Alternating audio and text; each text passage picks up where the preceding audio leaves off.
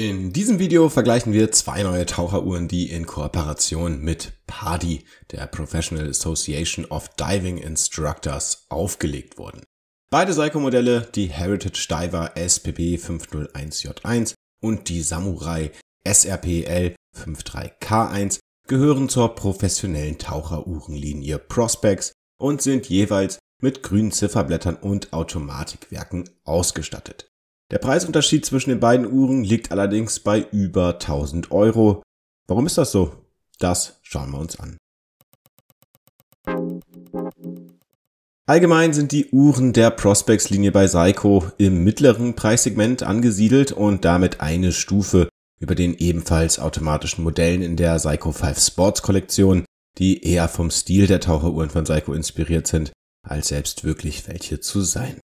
Prospex ist dann eben schon ein Schritt darüber, aber auch in der Kollektion selbst gibt es entsprechende Unterschiede, die sich aus den verbauten Materialien und Uhrwerken ergeben. Übrigens, ich freue mich sehr über jedes Abo, jeden Kommentar und jedes Like, denn die Videos machen echt Mühe. Danke also für die Unterstützung. Seiko hat mit dem Gründungsjahr 1881 eine extrem lange Geschichte, vor allem im Hinblick auf den Gründungsort in Japan. Und auch die Taucheruhren der Marke sind schon seit Jahrzehnten im Programm. Im Fall der Heritage Diver, also der SPB 501J1, bezieht sich das Design auf ein Vorbild von 1965. Immer wieder gab es vom Klassiker Neuauflagen und Neuinterpretationen, sodass die Linie seit einigen Jahren wieder fester Bestandteil der Kollektion geworden ist. Deutlich jünger ist die Kollektion unter dem Codenamen Samurai, zu der auch die SRPL 53K1 zählt. Erstmals vorgestellt wurde die Samurai in 2004 als kantige und große Taucheruhr mit 20 bar Wasserdichtheit. Zwischenzeitlich wurde das Design allerdings etwas abgespeckt und in der Größe verringert, einfach um die Uhr auch etwas tragbarer zu machen. Dabei wurden auch der Zeigersatz geändert, was nicht allen Fans zugesagt hat. Beide Uhren sind in der gezeigten Version jedenfalls mit einem grünen Zifferblatt ausgestattet, dessen Muster wie die Wasseroberfläche von unten wirken soll, in die Sonne einfällt und in gebrochenen Strahlen in die Tiefe scheint. Auch die Lünetten, jeweils mit Aluminiumeinlagen, sind in einem passenden Grünton gehalten und beide Uhren haben eine zusätzliche Datumsanzeige zwischen 4 und 5 Uhr, die in einem kreisförmigen Fenster dargestellt wird und in einer passenden Farbe hinterlegt ist. Unterschiede, klar, die gibt es bei den Zeigern, der Lünettentypografie und Stundenmarkern. Bei der Heritage Diver ist alles etwas klarer und geradliniger, also zurückhaltender gestaltet als bei der Samurai, wo spitze Kanten und aggressivere Formen eingesetzt werden. Bei beiden Uhren sind die Stundenmarker allerdings auf das Zifferblatt aufgesetzt und haben dann auch jeweils eine Auflage aus Lumi Bright, so heißt der Nachleuchtfarbstoff von Seiko. Im Dunkeln leuchtet die Masse grün nach und das extrem hell und bei beiden Modellen auch vergleichbar gut. Vielleicht hat die Samurai ein kleines bisschen die Nase vorn, einfach weil die Marker und Zeiger mit ihren großzügigen Formen einfach eine etwas größere Oberfläche bieten. Auf der unteren Zifferblatthälfte gibt's dann einen ersten schnell ersichtlichen Hinweis auf den Qualitätsunterschied zwischen den beiden PADI-Sondermodellen. Während bei der Samurai einfach PADI Automatic Divers 200 Meter steht, lautet der Schriftzug bei der Heritage Diver Automatic 3 Days Divers 300 Meter. Offensichtlich bietet das Gehäuse der Heritage Diver somit eine 50% höhere Druckfestigkeit und ein anderes Uhrwerk mit 3 Tagen Gangreserve, das wir uns dann gleich auch noch genauer anschauen.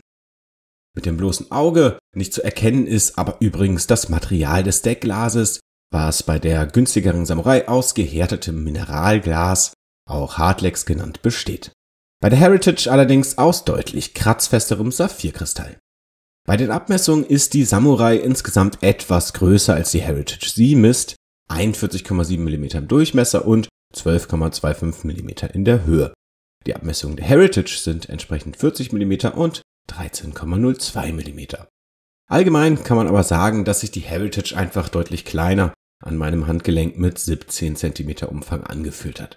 Auch wenn die Samurai sich durch die relativ kurzen Bandanstöße und das schnell abfallende Band ziemlich gut am Handgelenk anschmiegt. Von der Seite sind beide Uhren auf ihre Art interessant gestaltet, wobei die Samurai auch hier etwas exzentrischer wirkt. Während die Heritage Diver mit so einem Art Münzrand an der Lünette und der Krone ausgestattet ist. Auch Kannelierung genannt, ist das bei der Samurai in einer anderen Technik gestaltet. Die nennt man gerändelt. Bei beiden Uhren sind die Bandanstöße von der Seite komplett durchbohrt, wodurch man das Band sehr leicht wechseln kann, indem man die Federstege einfach von der Seite hineindrückt. Auf der Rückseite sind beide Uhren mit einem ähnlichen Massivboden versehen, den wir, wie eben schon kurz gezeigt, natürlich aufgeschraubt haben, um die beiden Automatikkaliber miteinander vergleichen zu können. Auf den ersten Blick fällt eigentlich nur die unterschiedliche Farbgebung der Schwungmassen und der Unruh auf. In der Samurai allerdings arbeitet das Kaliber 4R35B, also das absolute Standardkaliber von Seiko. Es schwingt mit 21.600 Halbschwingungen, macht also 3 Hertz oder 6 Ticks pro Sekunde und kommt auf eine Gangreserve von 40 Stunden. Allgemein ist es relativ vergleichbar mit dem ETA 2824 oder auch einem Silitta SW200. Es bietet durch die Magic Lever Technologie von Seiko einen beidseitigen Aufzug und wird mit einer Genauigkeitsspanne von plus 45 bis minus 35 Sekunden am Tag geführt, wobei die Uhren in der Realität aber meist deutlich besser laufen. Während die Schweizer Hersteller bei ihren Angaben zur Genauigkeit vom Best Case oder vom Mittelwert ausgehen, nennt Seiko bei der Genauigkeit immer den Worst Case. Das hat wohl mit dem japanischen Ehrgefühl zu tun. Trotzdem ist das Kaliber 6R55A aus der Heritage Diver ein Upgrade zum 4R35. Hier spricht Seiko von einem Funktionsbereich von minus 15 bis plus 25 Sekunden am Tag und besonders durch die bessere Hauptfeder aus der Spron 510 Legierung erreicht das Werk bei der gleichen Frequenz von 3 Hertz eine Gangreserve von ganzen 72 Stunden, also 3 Tagen, was ja auch auf dem Zifferblatt entsprechend bekundet wird. Vergleicht man außerdem die Unruh-Räder der beiden Modelle, fällt auf, dass jene der Samurai deutlich größer ausfällt als bei der Heritage und auch die Spirale scheint etwas anders geformt zu sein. Beim Anti-Schock-System jedoch setzen beide Uhren auf Etachron und auch die Platinen und Formen am Uhrwerk selbst scheinen auf demselben Layout und einer gemeinsamen Grundlage zu basieren. Das 6R55A jedoch wird im Gegensatz zum 4R35B als antimagnetisch von Seiko ausgezeichnet, wenn auch nur bis zu einer Stärke von 60 Gauss oder 4800 Ampere pro Meter. Beide Werke bieten die Möglichkeit zum Handaufzug und einen Sekundenstopp bei herausgezogener Krone. Dank dem Magic Lever System ist der Automatikaufzug bei beiden Werken extrem gut. Da reicht schon fast ein böser Blick, um die stehengebliebene Uhr wieder zum Laufen zu bringen. Beide Uhren werden standardmäßig am Gliederband aus Edelstahl ausgeliefert und bei denen gibt es für die beiden Preisstufen offensichtlich auch den ein oder anderen Unterschied. Während das Armband der Samurai etwas mehr klappert und recht dick gebaut ist, scheint das der Heritage Diver etwas ausgefeilter und flacher zu sein, was allerdings auch der allgemeinen Designsprache zuzuschreiben ist. Die Schließe jedoch ist bei der Heritage aus teils gefrästen und massiven Komponenten hergestellt und bietet zudem noch eine Feinverstellung mit entsprechender Rastfunktion, wodurch die Länge leicht angepasst werden kann. Einige Teile sind jedoch weiterhin aus gefalztem Blech gemacht.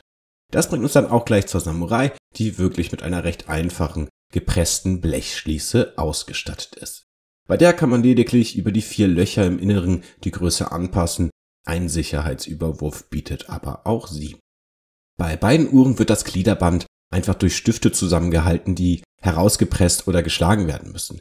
Das ist günstiger in der Herstellung, bei den teureren Prospex-Modellen wäre ein geschraubtes System wirklich toll. Allgemein muss man aber sagen, dass sich die Bänder bei Seiko in den letzten Jahren schon deutlich verbessert haben. Massive statt hohle Glieder und immer mehr Features kommen dazu. Da ist wirklich Bewegung drin. Bei der Heritage ist außerdem noch ein Textilband mitgeliefert, was in einem ähnlichen Grünton wie Zifferblatt und Lünette gehalten ist und mittels einer traditionellen japanischen Webtechnik hergestellt wird, die bei Gürteln von Kimonos verwendet wird. Das sieht auch wirklich gut aus. So, kommen wir aber zum Fazit.